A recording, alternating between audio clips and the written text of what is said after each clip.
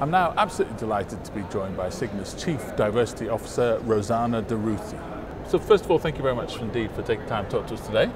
Pleasure to be here. Thank you for the invitation. And how long has Cigna been a partner of the ICMA, now celebrating, of course, its 100th anniversary? Congratulations to the ICMA on the 100th anniversary. We've been partnered for the last 9 years, very proud of the sponsorship and partnership with the organization. And what health trends are you seeing in the workplace at the moment? I mean, certainly I think we know that over the last couple of decades, the trend hasn't been a positive one in terms of cost. So cost continues to be a concern for many employers. I think at the level of people, we know that the concerns are around affordability of health care, certainly concerns around making sure that the proper insurance covers for the needs. But I think there's also a real trend around helping our customers and helping individuals who are served by the system to really find it an easier system to access, one that doesn't have surprises, and one that really can help support better health care at a lower cost. So much of the conversation is about outcomes, and for us, much of that conversation is about how to create value from those outcomes. Talking about the workforce, how important is diversity in the modern workforce? I think it's absolutely critical today. If we really think about it, ICMA celebrating 100 years, how much society has changed over the last 100 years, how much the composition of the workforce has changed over the last 100 years. And it's really significant. If we think about healthcare, it's a very personal thing. Sure. It's also very cultural in its orientation, our approaches to it, how we relate to our health, how we relate to creating health is often rooted and anchored in cultural behaviors that precede our entry into the workforce, if that's the means by which we actually get our healthcare coverage.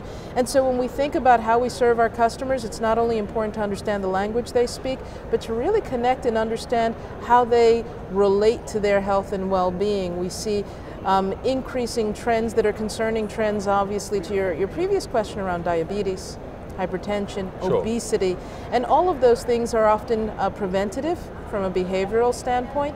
So I think, the real trend is how to connect with the customer, understand who that customer is at the level not only of individual but what matters to them, and to be able to bring transparency and trust to a relationship where the customer really sees in Cigna a partner, and certainly for us to be able to help. What roadblocks exist at a local government level to stop that happening? I mean, I think sometimes absence of information Right. as a very first. In the era of big data, it's easy to say that data is going to be significant in how we better understand who that customer is, who that employee is, and what their concerns are. I think a second aspect to the barriers or obstacles are, quite honestly, I think it's sometimes in our social and cultural nature in particularly American society, and in some cases we'll see this in global markets, to view our own perspectives as universal, Sure. when in fact we really have to understand where the customer is coming from and what's important to them. So diversity is critical, but if we don't understand diversity, our tendency is to suppress it. To take differences and minimize differences and focus on the ways in which we're the same. It's highly valid, but the ways in which we're different are also important for how we create solutions that are sustainable and solutions that really meet the needs of the individuals and families we serve.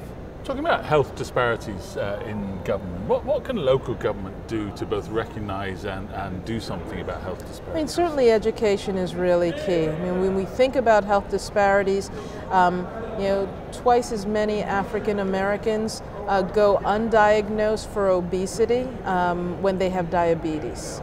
And so in many ways, a lot of it is the questions that government can be asking, the data that government can help collect that helps us better understand what interventions and solutions can be put in place to build awareness, to communicate more effectively with local communities and consumers so that they're empowered around the choices and decisions they can be making as well relating to their health care.